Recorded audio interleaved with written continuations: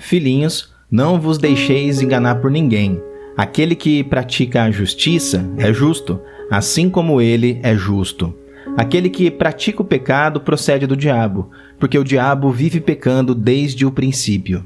Para isto se manifestou o Filho de Deus, para destruir as obras do diabo.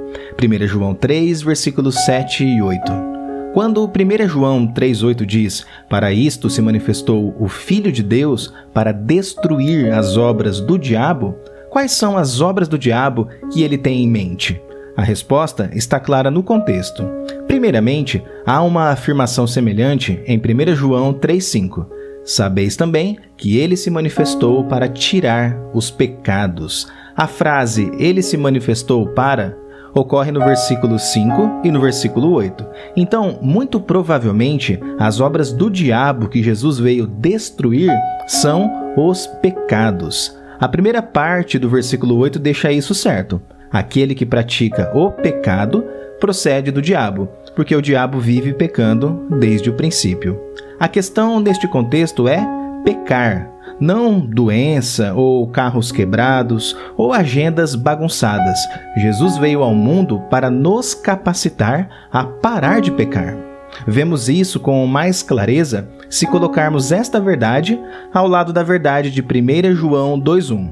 Filhinhos meus, estas coisas vos escrevo para que não pequeis. Este é um dos grandes propósitos do Natal, um dos grandes propósitos da encarnação. Mas há outro propósito que ele acrescenta em 1 João 2, 1 e 2. Se, todavia, alguém pecar, temos advogado junto ao Pai, Jesus Cristo, o justo. E ele é a propiciação pelos nossos pecados, e não somente pelos nossos próprios, mas ainda pelos do mundo inteiro. Agora veja o que isto significa. Significa que Jesus apareceu no mundo por duas razões.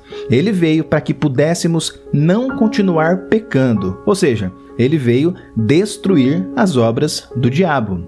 E veio para que houvesse uma propiciação pelos nossos pecados. Ele veio para ser um sacrifício substitutivo que remove a ira de Deus por nossos pecados.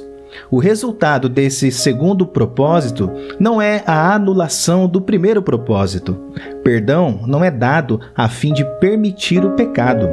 O alvo da morte de Cristo por nossos pecados não é que relaxemos a nossa batalha contra o pecado. Em vez disso, o resultado desses dois propósitos do Natal é que o pagamento feito uma única vez por todos os nossos pecados se torna a liberdade e o poder que nos capacitam a lutar contra o pecado, não como legalistas, merecendo a nossa salvação, e não temerosos de perder a nossa salvação, mas como vitoriosos que se lançam à batalha contra o pecado com confiança e alegria, ainda que isso custe a nossa vida.